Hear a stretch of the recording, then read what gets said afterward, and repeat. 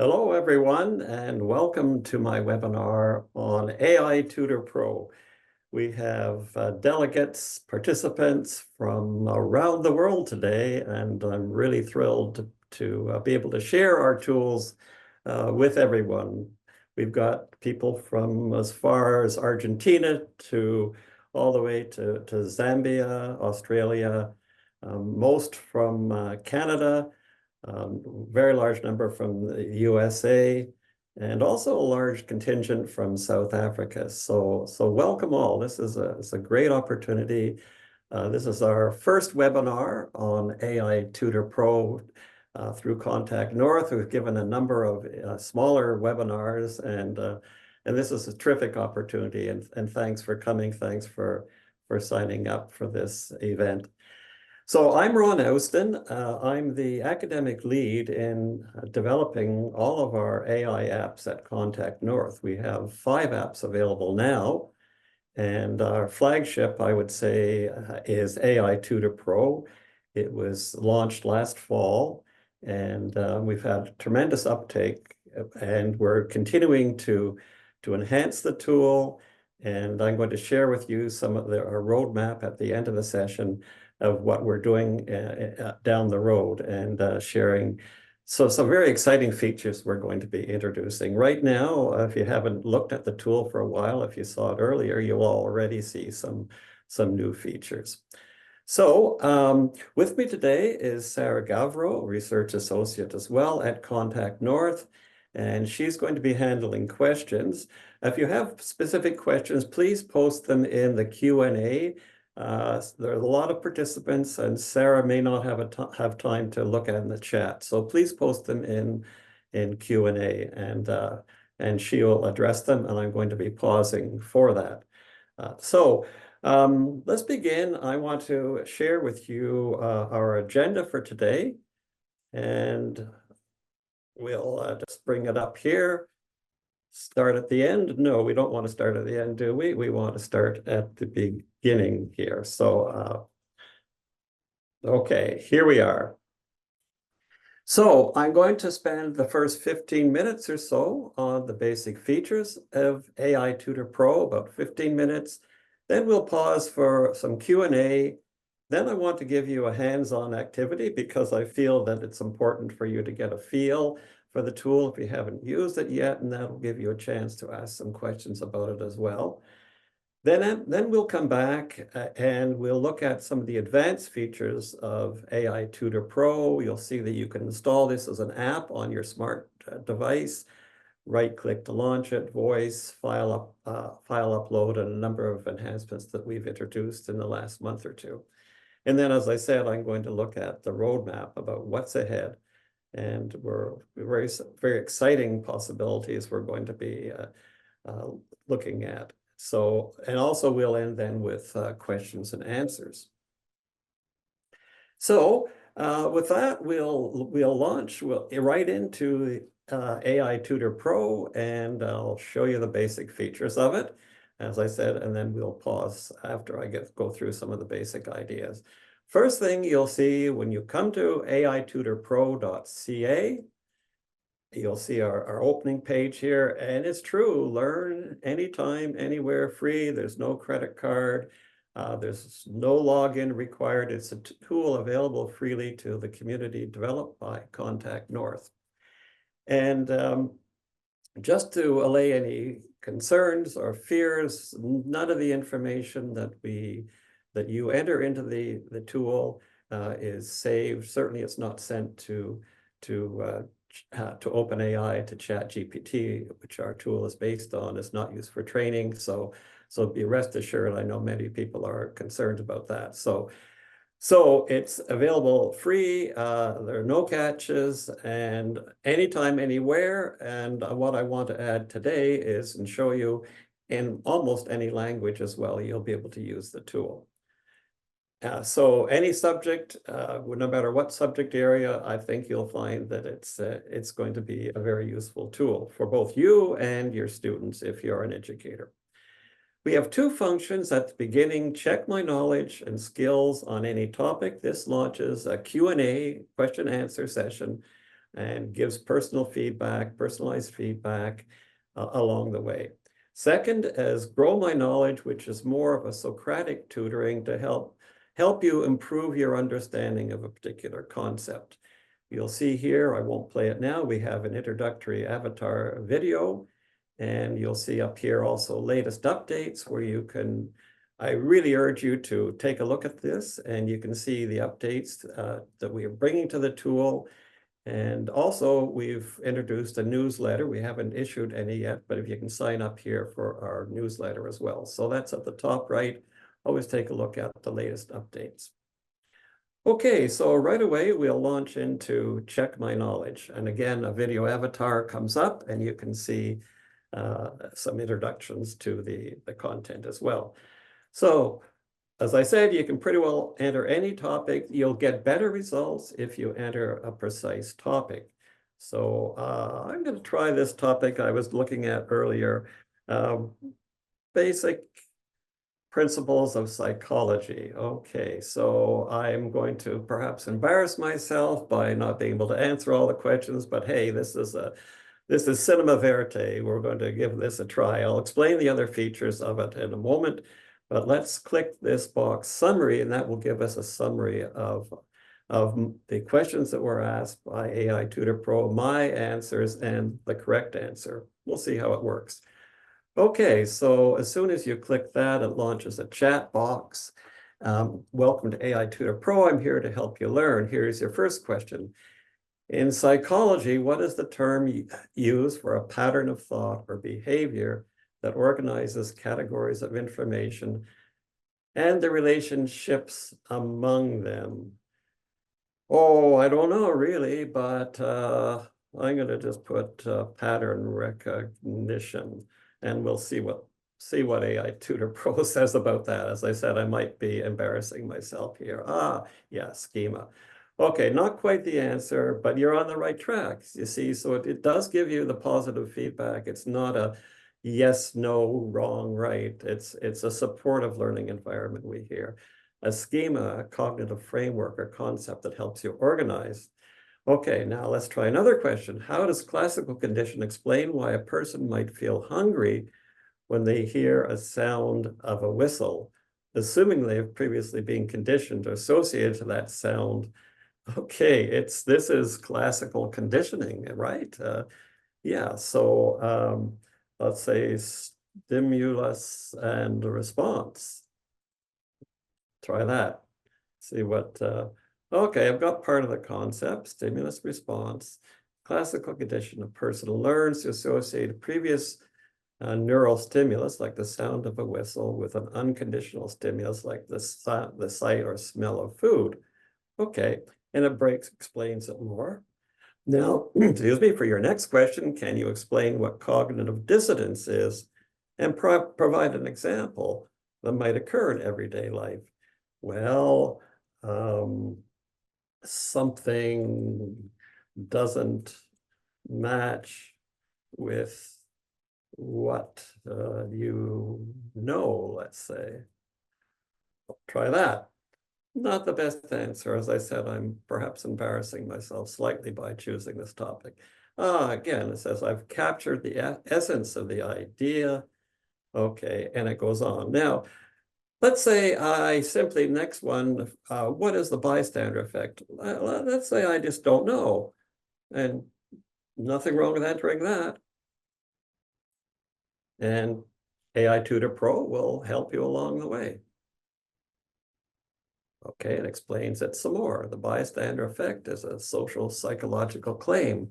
Okay, what are the difference between intrinsic and extrinsic motivation? Let's say I don't really like this question. I can go to ask me another question.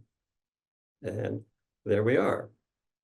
So this is I hope you're getting the basic idea. That we're going to click summary, and you'll see that it generates a summary table. It takes a moment for this table to snap into place and to generate fully. And here we are. Okay. Ooh, I've put in a scoring system. You can ignore that. 10 points for correct answer, 5 for incorrect. So I guess I bombed out on the first question. Stimulus response. yeah, half, 5 points. This one, cognitive dissonance, yeah, dissonance, yeah. Okay, the last one, okay, I said I don't know, so I don't get any points for that. So here you are, you've got a summary. You can now have some options here. You can go up here and click and copy the whole transcript of your session.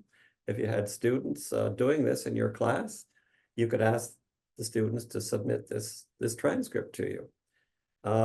You can also just copy the table here by clicking the icon here.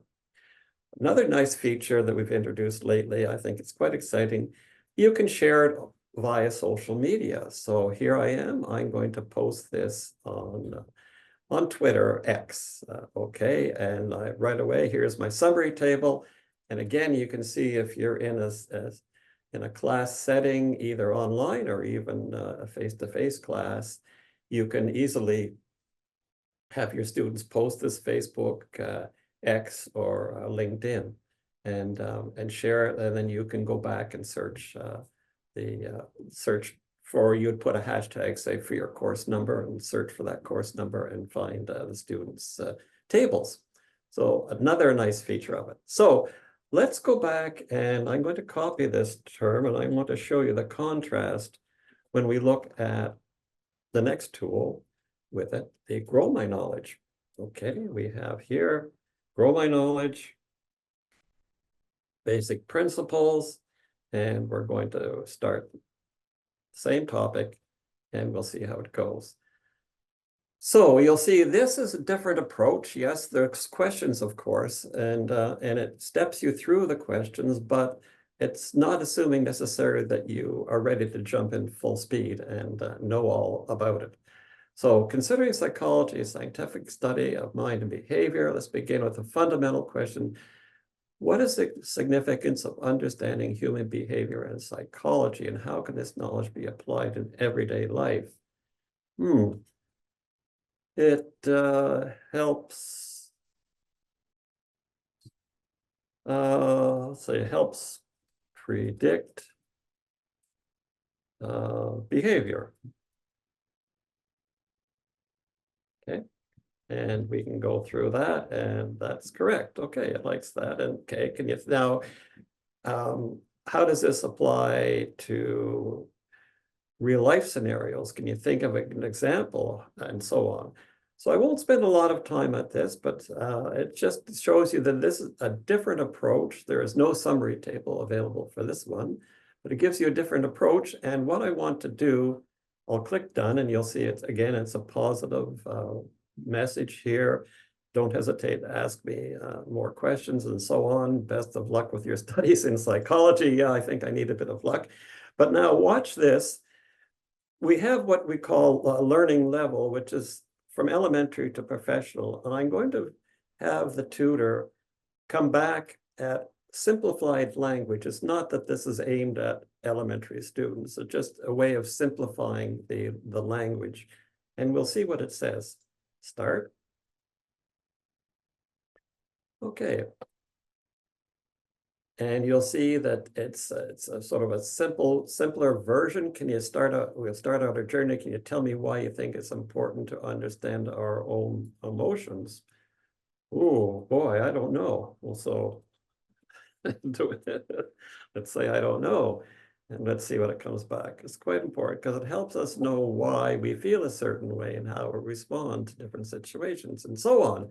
So you see, we can vary the language level. And this gets to the idea of, say, explain Einstein's theory to a grade 10 student. It's simplifying the concept, simplifying the language, and still maintaining the integrity. Another feature we have, which is language option. Now, originally, this was designed as an accessibility feature for learners whose first language was not English. And by the way, I should point out all of our apps, if you look at the bottom, are available in English and French, being Canada's two official languages, of course.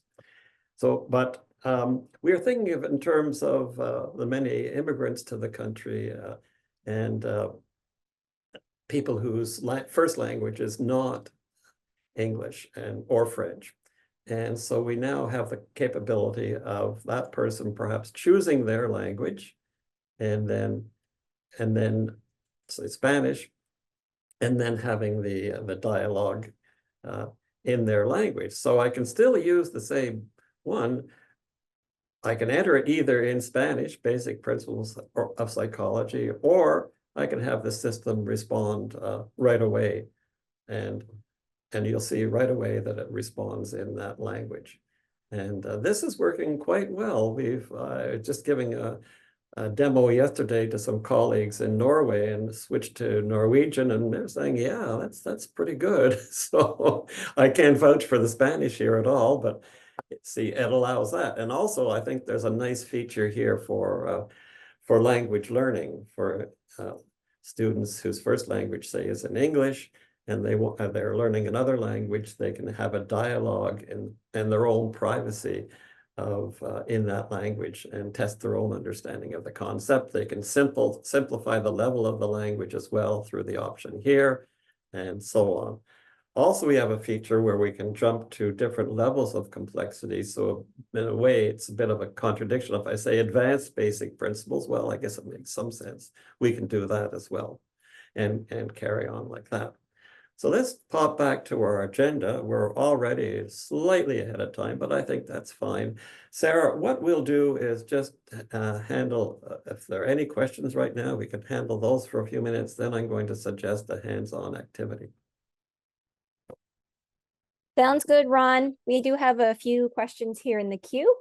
So Jonathan would like to know if AI Tutor Pro is using ChatGPT 3.5 or 4.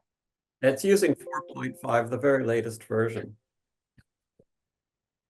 Okay, and is there a technical paper or something similar available?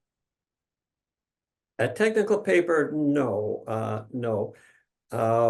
We haven't had the chance to write that kind of documentation yet. So no, unfortunately not. So any questions you may have, you could do offline. If you look at the homepage of AI Tutor Pro, you'll see, well, any page actually, comments or feedback, you can reach me directly right there by clicking on that link and sending a message.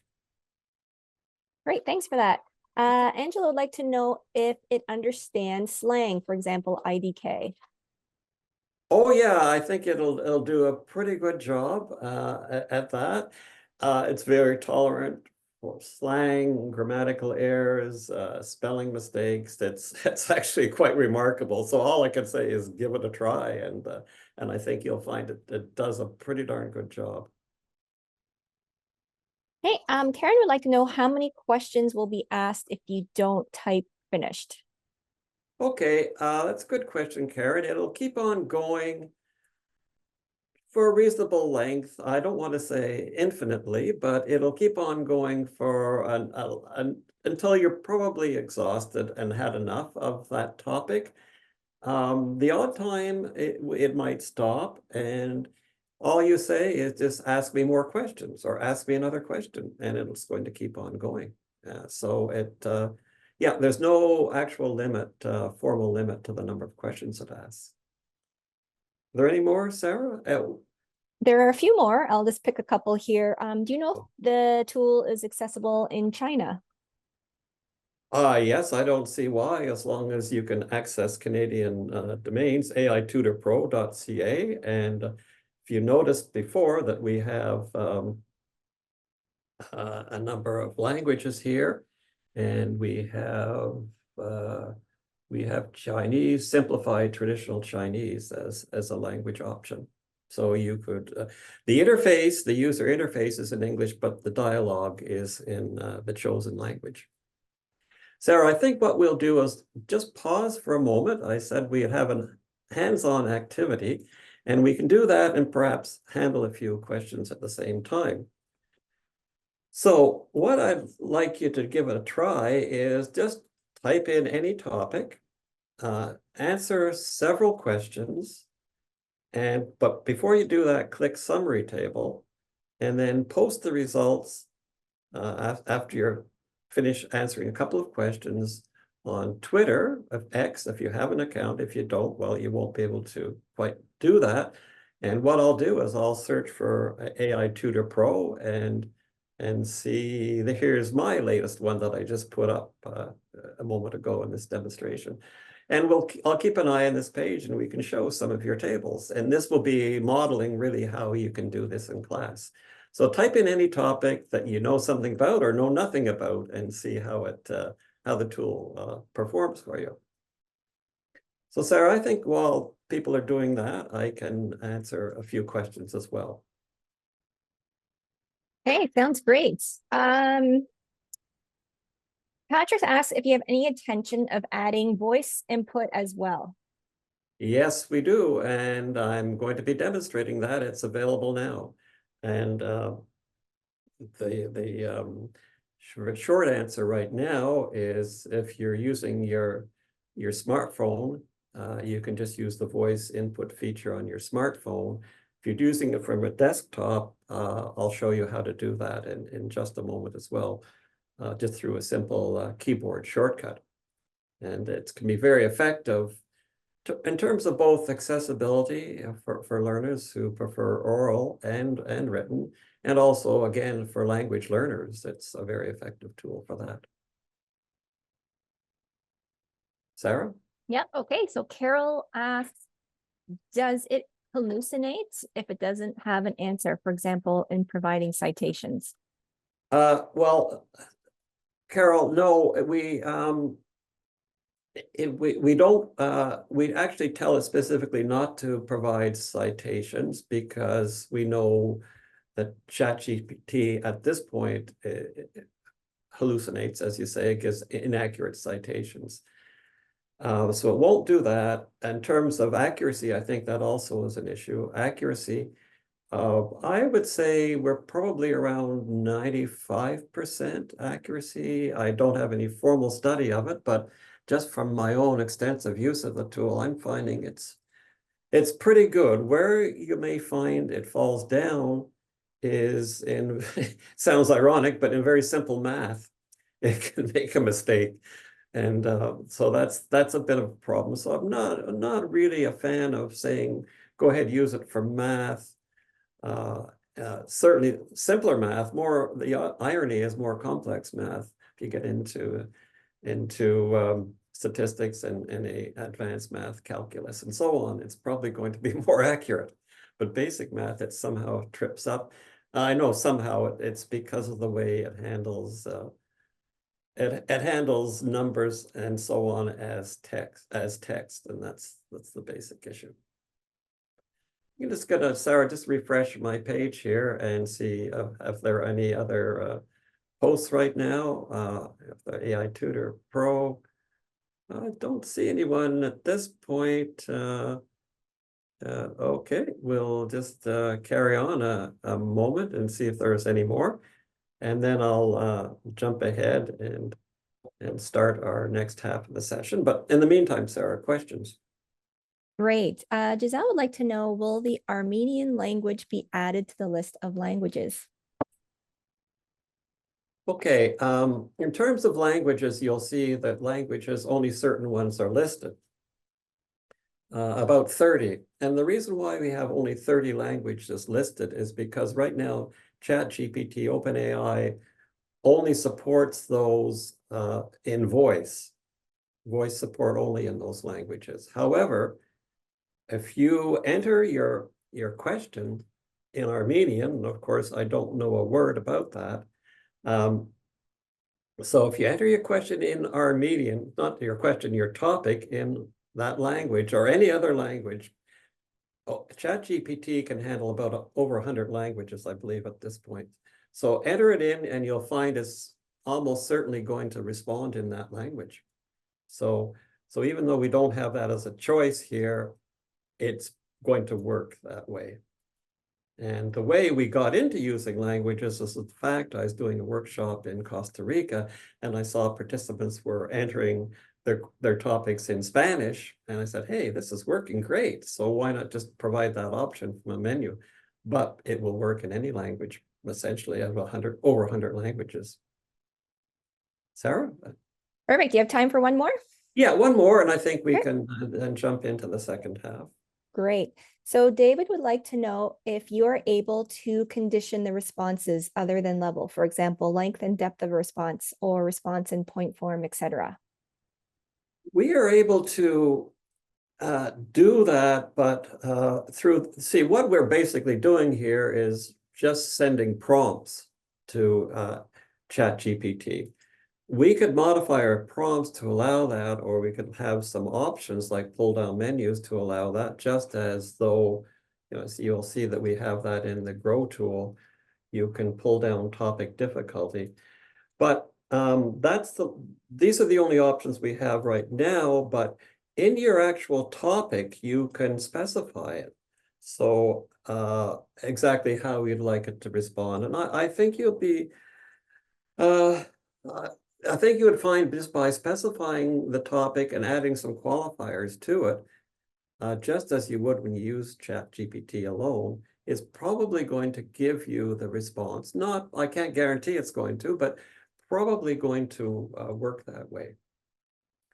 So good questions, Sarah. And what we'll do now is I'll check once more. Has anyone else managed to post their tables yet? Okay, here's one here. Yeah, from Nick Rokoff. Okay, we'll just quickly take a look at Nick's table. Oh, okay, great. Oh, 10 out of 10, 40. No wonder he posted it.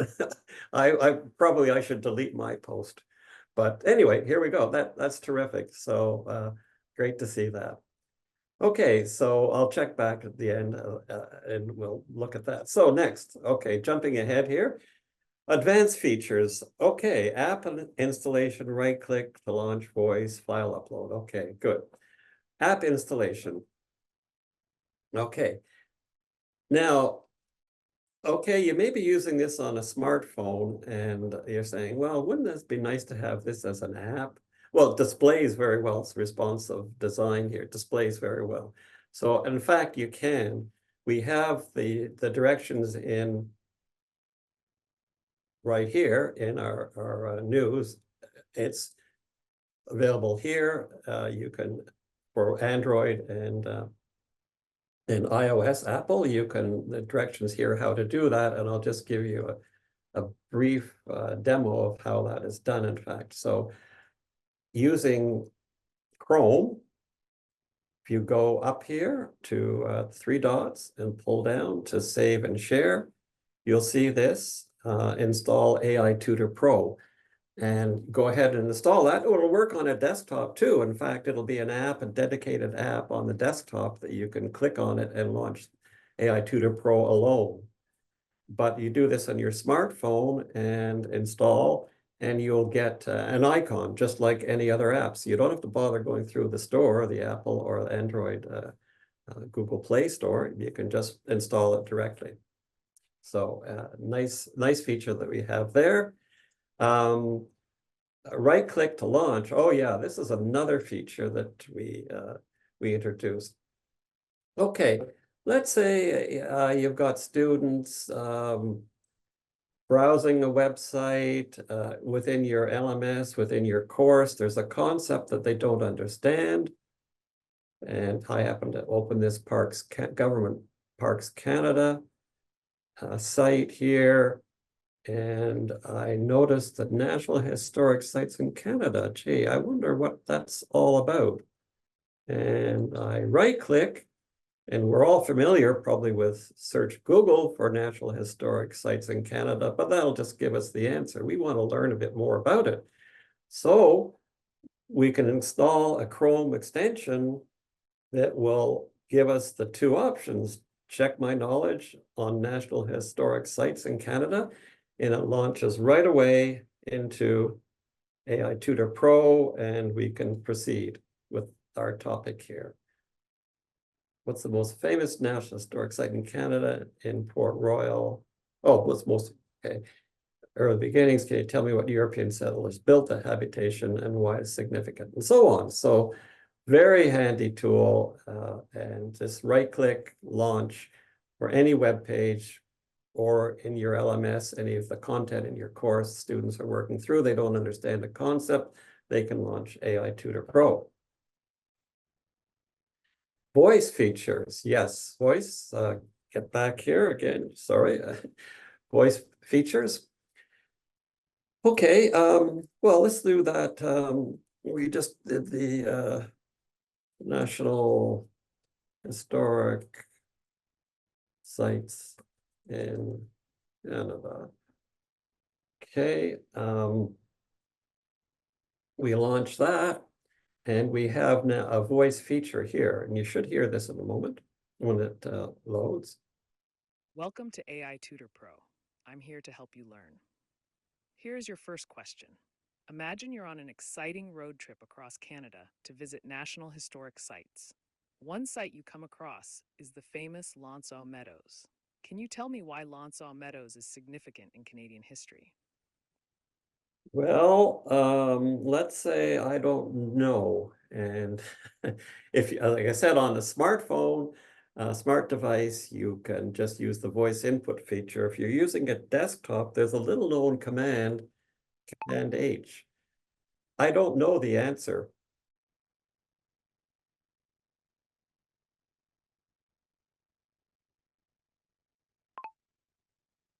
It picked up Command H.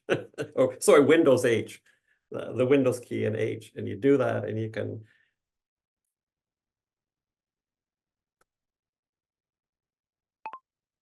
tell me more.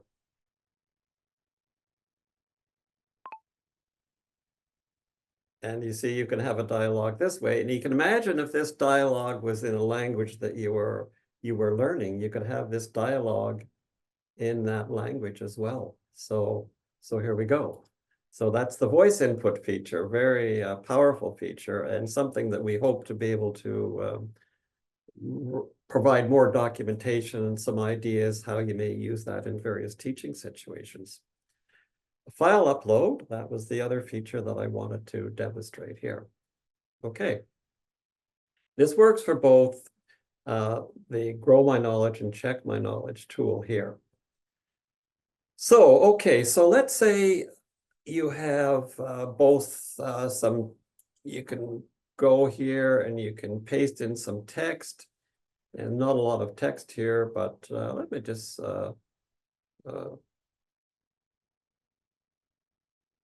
get a page here with a lot of text. Not a lot of text here. So what I want to do is show you that you can copy text from any site you might, or any source, word processor, whatever. You can copy that text and you can paste this in, and then your dialogue is based on the text that you've pasted in. Now, this is not a very good example here, what I did, but maybe more meaningfully, you can choose a file, upload that file, and your conversation is going to be based on that the content of that file. So let me go here. I'm going to choose, oh, here's something that popped up here, a proposal for a chapter of a book on blended learning I wrote. Okay, so I'm going to upload that file, and we have it here. Actually, the text ends up being pasted here. We don't need to read it, but the file is here. And now when I start this, I'm going to be asked, we don't need the voice right now. I'm going to be asked about the content here. I'm here to help your first question. In a study about blended learning at York University, what relationship did the researchers find between the amount of online activity and course and benefit students got? And so I can carry on a dialogue now with the tutor based on only that text. Now, this is valuable from a couple of perspectives. From a student's point of view, any text that they have, they say you've assigned an article for students to read, they can upload that text and then have the conversation, check their knowledge, grow their knowledge on that particular topic of the text. And then say they had a transcript of a lecture. They could copy that, paste, or if they've gotten a file, just upload that file, and again, base the session on that text. Another feature here you'll find is that if you're studying something yourself, you could do any content. But as I said before, this content is not stored.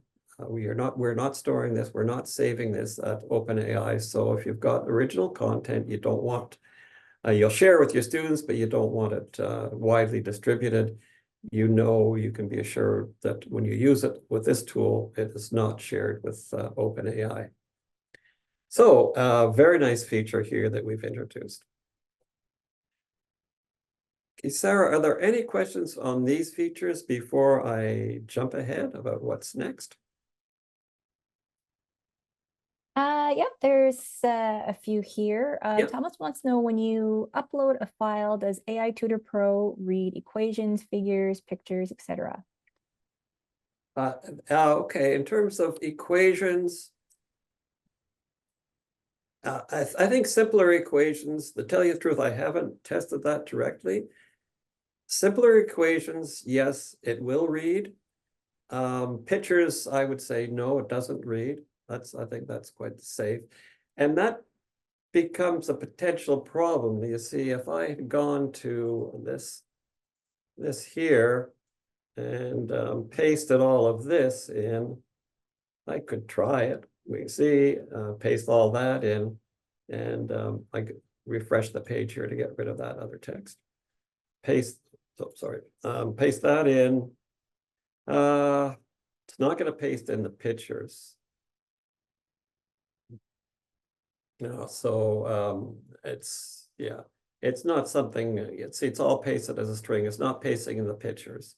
Now, I don't have any formulas here, but I'd say give it a try and see. We don't guarantee any results for sure with formulas. So if you're a math teacher or teaching a quantitative subject, that feature may not work as well. However, we do handle symbols. We've been working on that, balancing. Oh yeah, balancing chemical equations. Let's see, we have been working on making sure that symbols display correctly. And here it is here, a symbol for a chemical compounds, so elements. So we are working at it, and so I think you'll find that in quantitative subjects, you're going to be finding the symbols are displaying quite well. This has been a bit of a challenge, I have to admit, technically, for our team to get this working, but it is. And so very, very useful, because we know, of course, this tool, when we say any subject, any topic, it's going to, we want it to work that way. Sarah?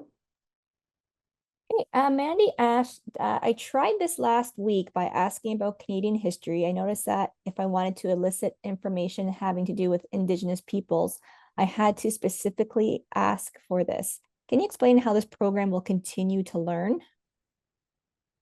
The program actually doesn't really learn as such. So as you may realize, that what ChatGPT has done is essentially scraped the world's content on the internet and put that into their knowledge base. And what we're doing here is just accessing that knowledge base. We're not in a session where it's training, where you're not logged in as an individual, so it's not learning. However, if you go to ChatGPT directly, it will learn. If you have a paid account, it will start learning about you and your preferences and the topics you're querying about, and start responding that way. So there is a factor in that, but our tool doesn't. So as we mentioned here, the more specific you are, the better. And so for Canadian history, you'd have to make sure that you do specify, or if you want your students to learn about that, make sure you do specify that, and it will respond. It responds basically by the majority of content. What is the most likely content that is going to be available on well, it's response, I should say it the other way around. It's responding on what's the most common usage of that term, like Canadian history, for instance. So that is specifying the information specifically is very important. Sarah?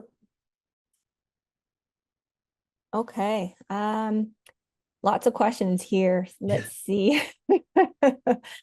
Pick the ones that okay, can it upload PDF files or only Word documents? No, at this point, only Word documents. We're working on PDF files. That's another step to convert those PDF files to text and then upload it. So no, at this point, we aren't able to handle that. So a student, if you gave them that, they would have to save the file as text or as a Word document, which is very easy to do.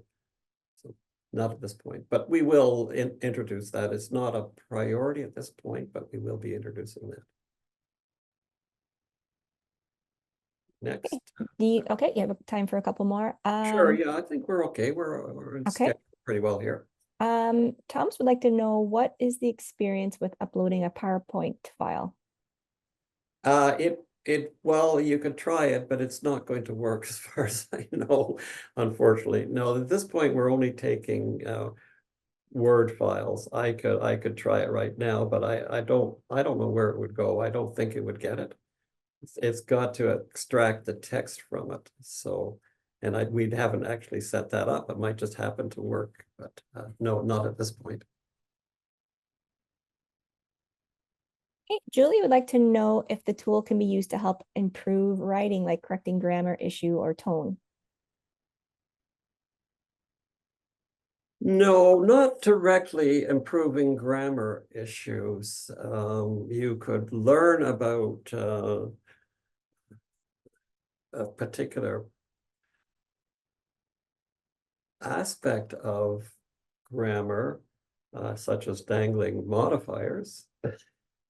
But that's not really what you're looking for. No, so it's you see, the answers you're giving are not are very usually typically a very cryptic short answers, and so it's not going to be that useful in terms of critiquing your writing.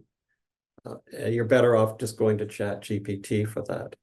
But here's an example explaining the concept of a dangling modifier. So after rotting in the cellar for weeks, my brother brought up some oranges. What's wrong with this sentence? Okay. So to maybe a non-English first language person, they may not know necessarily what this is incorrect. But anyway, so you can ask specific aspects about language and grammar, but it's not really going to be what you want. I think it was Julie, I believe. Yeah. So, Sarah? Okay, I've had a few people ask this question. What is the advantage, or what is the difference between using AI Tutor Pro or just using ChatGPT? Okay. First advantage is you're getting access to the very latest model of ChatGPT for no charge. You don't have to pay your $20 a month US to access the latest ChatGPT. So that's one right out of the gate. That's one of the advantages. But what we're doing is making it easier for you to use ChatGPT. We've worked at prompts over time, improved the prompts, this process of prompt engineering, designing prompts that will elicit the kinds of responses that we would like it to. So you could get our prompts from behind the scenes and paste those into ChatGPT, and you'd probably get the same kind of results. But what we offer here is a menu-driven approach. Like I said, the content, the choosing files, the summary, the languages, the different levels of learning, and so on. What we're doing is offering that. It's nothing really magic that we're doing. We're just sending specific prompts to ChatGPT and asking it to respond to those prompts. So you could do that yourself, but as I said, this is providing that interface for you. And in fact, any of the apps, any of the tools you'll find based on ChatGPT or any of the AI systems that they're based on, that's all they're really doing. Nothing really that you couldn't do directly yourself. Sarah? Okay, also a few questions about if you can embed this in an LMS. Embedding it in an LMS, no, not directly, other than you could put the URL in and have a page dedicated to it, but it's not something you can say upload into the LMS. So if you can embed a web page or have a dedicated page for this tool, you just put the link and that would be it. No, so there's no actual embedding. We were looking at that, and then we thought, well, why not just use this right click, as I mentioned before, the right click highlight. So if a student is in an LMS, they can use the tool directly like this. And that would be important to point out to your students if you want them to use it. That might be, so you could have the link, the page there in your course, not properly embedded as such, but the link there, students could launch it, or they could certainly use this feature here, the right click. As I said, that's a Chrome extension. And we have directions up here in the information here about how you would download that extension and so on. Hey, Sarah, I think we've got a couple minutes before I jump to the advanced features. So, All right, sounds good. Boris would like to know if you would recommend AI Tutor Pro for individual lessons, or can it be used in a classroom for a group of students?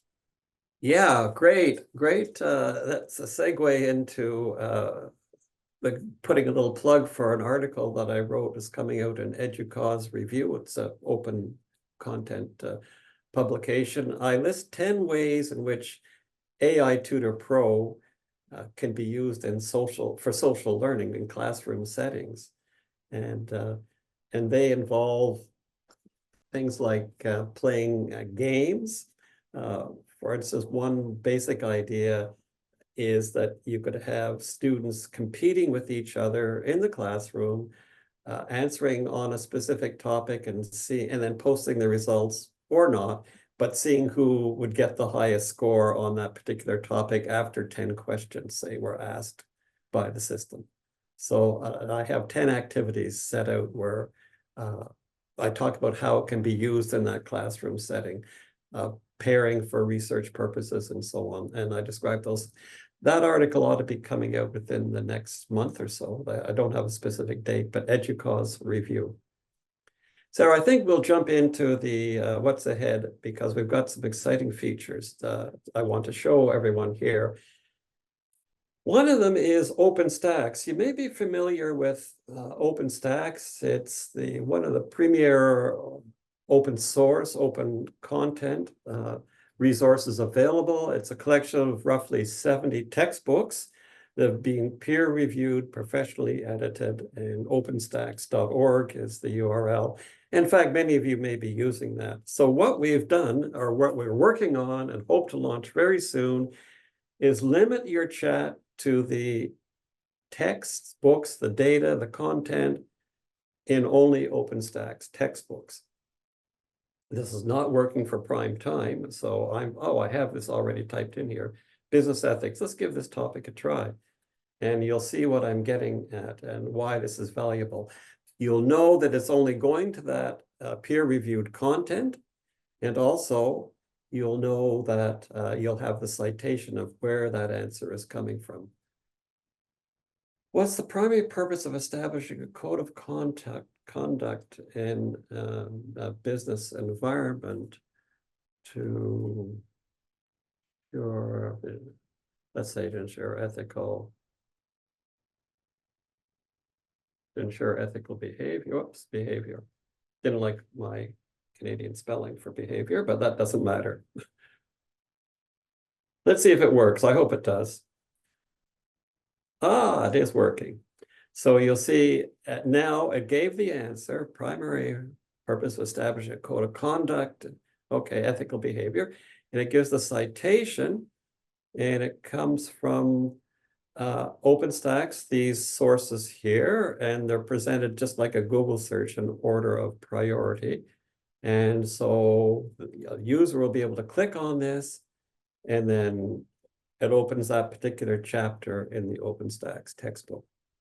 So we're looking forward to launching this feature. We are getting some struggles, but in this, but like I said, I had my fingers crossed that this would work, and it did work. But this is a very attractive feature, and there's 2 million students around the world who are accessing the OpenStax textbooks, and so it's going to be a terrific advantage for those users and any others, and anyone who's just researching a particular topic, knowing you're getting it from a peer-reviewed source, and you'll actually know where that source is. You'll have the exact citation. Well, not the exact citation, the chapter citation where that is coming from. The other ones, course-specific knowledge bases. Okay, sorry, again, course-specific knowledge bases. What we want to do there is going back to this. So we want to introduce the capability of instructors to have an account with AI Tutor Pro. And in that account, they could have their students access the account, and you would have, as an instructor, all of your own course content available. So you could use AI Tutor Pro. Students could use AI Tutor Pro to query that content only. It wouldn't be going outside to the general ChatGPT knowledge base, but it'd be restricted to your own content. So you would have the equivalent of this search only my course materials, and that would not be accessible to students outside your course. So quite a bit of work to be done on getting that, both to have that upload capability, and then how we're going to handle student logins and IDs, and that we've got to sort that through. But this is one of our features that we're planning on coming ahead with. The last one I want to focus on here is, I think, is very exciting. AI generated what we're going to call learning shorts. And this is what this is we'll have a third option here, create a learning short. And what this is, we know we're teaching in many cases the TikTok generation, and they like video. So what we're going to do is then allow users to create short AI generated videos to learn about a particular topic. And it'll be totally AI generated, and what it'll do is produce a video with an avatar. And here is an example of what will happen. So the student, let's say, types in mean statistics, mean, median, and mode, and they want to learn about that. And we would have some templates established, and this is typical of what the content might be. And this is all AI generated. I didn't do anything to fine tune the language or the illustrations or anything. It's strictly AI generated. So the students could be able to generate, users could generate video. Welcome. On any topic. Today, we're diving into the fascinating world of statistics. We'll start by introducing 3 fundamental concepts: mean, median, and mode. These are the building blocks of data analysis, and understanding them will give you a solid foundation in statistics. Let's begin with the mean, also known as the average. When you hear people talking about that average, they're usually referring to the mean. It's calculated by adding up all the numbers in a set of data, and then dividing by the number of items in that set. Okay, I think you get the idea with that. So very exciting to be able to do that. And that would also be available in multiple languages. So we would have a field when the user checks this third option, enter your topic, what language you would like it in, and so on, and a few general parameters. And then it would generate these learning shorts. They wouldn't appear instantly, but they would be emailed a link. Now, this is different than what you may have heard say about ChatGPT and other systems generating video directly, like Sora, which unreleased yet from OpenAI, the video generator, where you can generate entire videos. But this will be an avatar with doing a presentation on the topic. So very excited about that possibility. And that's going to come not for a few months, but it's going to be there. So I think we've got time, Sarah. We're going to the hour, and we've got time for a few more questions, and be happy to answer them. All right, lots of great feedback about the learning shorts. Yeah, we're excited about that. Yeah, yeah. Okay, so there's a question here. Will there be a feature to edit the transcript or fine-tune the learning short? Okay. Yes, we definitely can. I say we can. No, I'm not. I guess I'm not logged in anymore, but at this, initially I'll say no. The users won't be able to do it, but it's that's a tricky one. I mean, I see the advantages, absolutely see the advantages. And what we're going to do is I'm going to be running another webinar on AI Teaching Assistant Pro, which is our other flagship app. That will be until late August. And we're going to allow instructors to create learning shorts, and that's where I think it would be valuable for the instructors to be able to edit that content before they release it to students. And we'll see what we can do about that. Why I hesitate is that would involve the instructors having to have access to the tool that generates them. Right now, we're using a tool called Synthesia. And that would mean letting them have access to that Synthesia account. And there's some issues there, cost being one of them. So we'll see, but that would be a great feature. Sarah? I really would like to know, what is the level of accuracy of the information that is given in the various languages? The language accuracy, I would say, is really a function of how well it answers in English. I've had many users in different languages saying that language is very, very good. So we don't have any stats on how accurate it is, but if you look at ChatGPT and directly and try querying it in a different language, our answers would be the same. So it's the accuracy of the English response translated. And as I said, ChatGPT is doing a very good job at translation. So whatever you would get in ChatGPT directly for a translation, we would get that in AI Tutor Pro. Sarah, any others?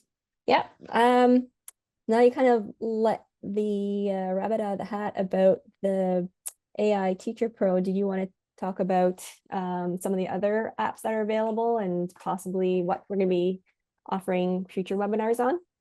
Yeah, I'm going to be repeating the AI Tutor Pro with some new features as they come out. That'll be probably late September. Teaching Assistant before classes start in September, late August for most of us, certainly in North America. This would be appropriate, and a teaching assistant allows users to do a number of things, create multiple choice questions, generate essay questions with a scoring rubric, and generate a whole a whole course syllabus with teaching notes and PowerPoint slides that you can download for any of the sections. It's very, very powerful tool. It's not designed to replace the teacher by any means. It's to provide you with some suggestions about how you may structure your course. And even if you're giving a course right now and you're saying, well, I'm revising it for next September, this tool will give you some ideas of, say, content approaches to teaching that topic that you may have overlooked yourself. So, and if you're starting from scratch, it'll be a great tool to help you from scratch. Giving that, we also have some other tools which I'll just briefly mention. If you go to apps, Sarah, you could post this link, apps.contactnorth.ca. You'll have links to the apps that we have. AI Tutor Pro, Teaching Assistant. Pathfinder is a new one we've just launched, only relevant really to Canadian educators. And this is about opportunities for education and training, mainly for, but not exclusively for high school graduates to find what it would take to be a teacher in Ontario, for instance. You could ask that kind of question. We have two others that would be are universal here as well, Online Study Quick Tips. This is an app that can be downloaded as well to the phone. And it's about asking questions about how can I improve my study skills in an online course? And how do my grades are slipping in my online course, what can I do? And this on Digital Skills Toolkit, this one is about helping students self-assess their own digital skills and then asking the chatbot how they can improve their digital skills. So we have a total of 5 apps, and so they're at apps.contactnorth.ca. So here we have it, Sarah. I could stay another few minutes. Feel free to leave. We said that we'd be on the hour, but if there's a couple of questions people want asked, I can certainly stay around a few more minutes. Sarah, if you've got a few more minutes as well, we can deal with those questions. So thanks, everyone. Those of you who are leaving, hope you tune in on our next webinars, and we will be distributing the video of this session and also of the we'll be distributing the upcoming dates of the webinars. Sarah, maybe 1 or 2 other questions before we All right. call it a Sounds day. good. Sounds good. Cindy would like to know, what is the difference between an undergrad level and a professional level in the app when you choose? Yeah, exactly. Well, you can experiment with that. The idea is, what we're telling it is, explain the concept maybe in a more sophisticated level appropriate for a professional. Quite truthfully, you may find in most topics there's not a lot of difference, but cybersecurity just happened to pop up. If I ask that at let's say an undergraduate level, we'll see what it says. When creating a strong password, here's some key characteristics. Okay, let's see. Think about the length of the password, types of characters. Okay, let's just see what it says for professional. So it's really asking it to explain it at a more sophisticated level. You could say it's the opposite of the elementary level. Yeah, not a lot of difference for this one. That's like protecting a fortress. Not a lot of difference. So you'll have to do some experimentation and see which one will give you the responses at the level that you wish. And I'll start with high school level and see what it says here. Not a lot of difference for this one either. So this wasn't perhaps the best of topics to use, but that's basically what it is. Sarah, we can handle one more, I think. And Sure. So Pauline asks, some of the answers might lack nuances. How do we prepare our students for that?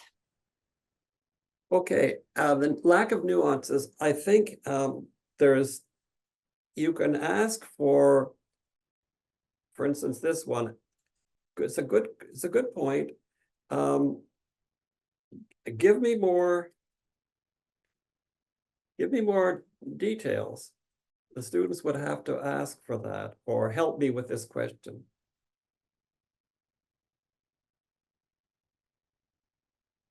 Is there anything else you'd like to ask about this topic, or shall we move to the next question? You see, so it will respond to that, but we don't have a menu or an option to allow, say, more nuance. You can just say, help me with this question, or something similar. Help me more, and that's the way to get it. So it will provide that information if you ask for it. And I'm using the check your knowledge, and if you use the grow your knowledge, you will get some, it'll say, would you like to learn more about this topic? We've got that built into the prompt. So it'll ask you, help you learn more automatically. With this check your knowledge, you would have to ask it for that. So you see, we've got a lot of detail here now on this particular topic of cybersecurity and encryption, which was the first topic here. So with that, thanks everyone. Those of you, I see a number of you have stayed on, and lots of other questions. And if you go to the comments and feedback at the bottom, if you've got some burning questions, by all means, happy to answer them and give us your feedback. So with that, Sarah, thank you for your excellent job in fielding those questions, and thanks everyone for participating. And we wish you best of luck in the learning and during your summer break, assuming you'll be getting the summer break for those of you who are in the West. Thanks, Sarah, and goodbye, everyone. Thanks, Ron. Take care, everybody. Bye.